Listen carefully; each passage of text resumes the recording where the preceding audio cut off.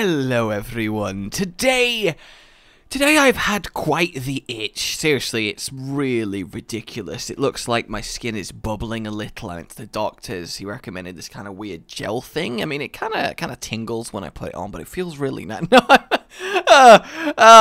did I think that would be a good opening little come watch my videos here at Rage Gaming? We'll talk about skin problems.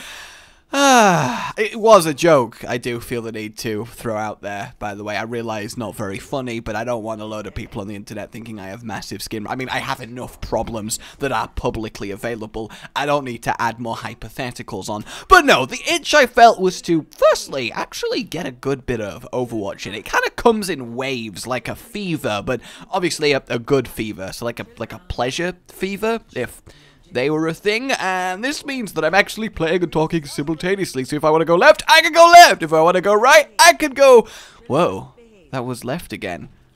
Is this live commentary or is it background footage? You'll never know. But I did feel the need to just play a good amount of Overwatch today. You know, you ever just had that like, yeah, I want to play some games. And the thing is, while doing that, I was kind of thinking as I happened to play Reinhardt, hang on a minute, there's something about the legendary Uprising event that's really quite cool. Probably help if... Hey, no, look, see, I got elimination. It's all good. It's all good.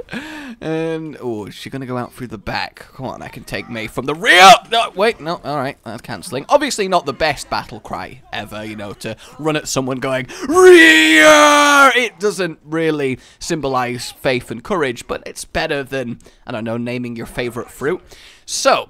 Uprising Legendary, because it was so demanding, so challenging. I spent hours and hours and hours and hours and hours of my life doing it, that it kind of... Oh, wow, that was... Thanks, mate. Could have frozen him half a second faster. That's alright, bitch. That it made me realize that in terms of playing Tracer, Mercy, Torbjorn, and Reinhardt to their full potential, I know nothing. Like...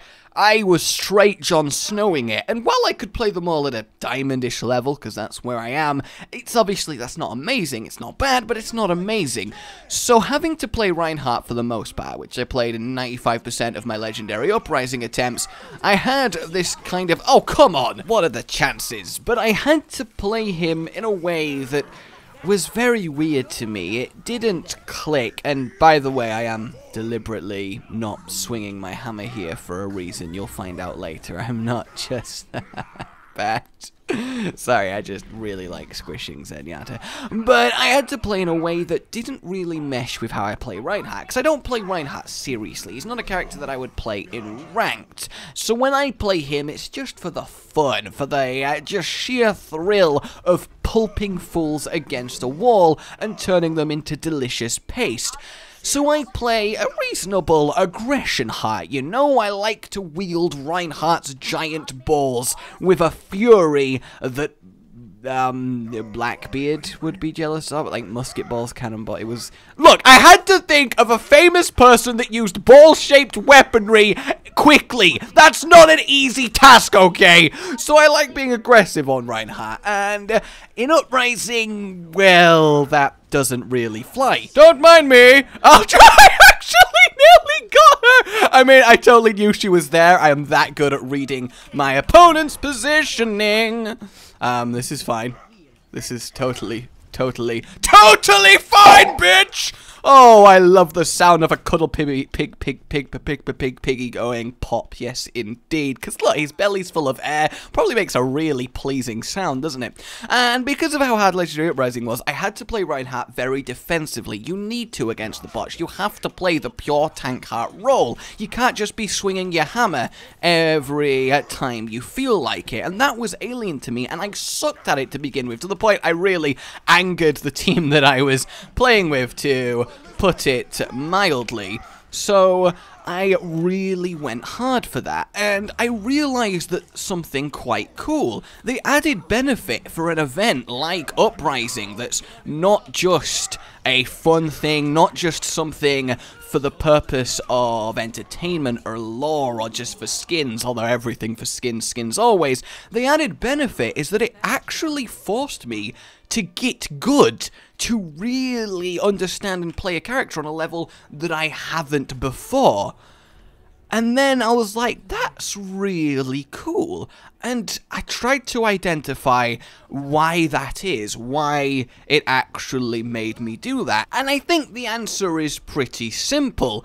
Let's imagine that you are right-handed and you want to write someone a lovely love letter proclaiming your undying devotion. This is very important to you as the Casanova you are. But then some evil villain comes along and la-di-da chops your right hand off, and you're like, oh man, why does this always happen to me? Well, at least I've got my left hand. So you can still write that letter, but in order to do it, you've got to learn to write with your left hand. So you struggle, you get good at writing with your left hand, and you write your lovely letter and you get the girl of your dreams. But then, the evil villain comes along and goes, actually, I was just your fairy arm mother, and I have a gift for you, and poof, you've now got your right arm back. And you can still write with your right arm, but now you can also write with your left arm, and lo and behold, you're ambidextrous. And they all lived happily ever after. That's really the message of today's video.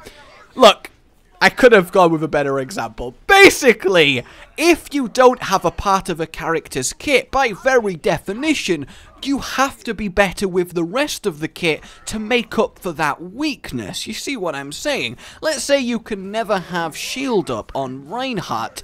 You have to realize that and then not put yourself in silly positions like this charge away from my team because you can't use the shield to get back like I just did there. You'd have to be aware that because you don't have that safety net, you can't let yourself be in a position where you would need that safety net. Now, obviously, it makes you weaker as a character because you're not using everything they can do, but the idea of forcibly training yourself to play a character without a move that you otherwise would rely on in order to force you to get better on the others is a very cool training method, and that's what I'm doing right here. I'm playing Reinhardt without swinging my hammer because it's forcing me to be more defensive because I have to rely on my team.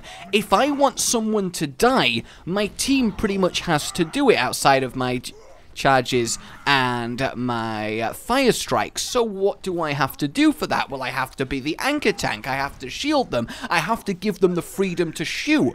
So because I can't finish them myself like I desperately want to, I have to play the anchory tank role, which Reinhardt excels at, and that's what Uprising forced me to learn. Genji, no, okay, I was just kind of hoping that would work out, and I think that is very cool. I've heard it from loads of people reporting that they really learned one of those 4 characters in a way that they couldn't before, so I want to throw that out there as an experiment for you guys. I really need to stop charging to the left. Oh my god, this is, oh no, he's just walking away. I guess that is convenient. This is a challenge I want to throw out to you guys. I want you to take your favorite hero, your best hero, and charge!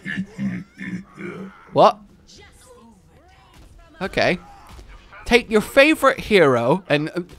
I'm still very sad about that. Take your favorite hero, choose an ability, and don't use it for an entire game, and then report back how you found the experience. Because yes, don't get me wrong, sometimes it's not about making you better with your other moves. Sometimes you just needed that ability for the situation. There is no substitute. Sometimes you will die, not because you weren't good with the rest of the character, but literally because you didn't have that ability, and that's fine. But in the general sense, let me know how you get on. How does it feel to play the character without that ability?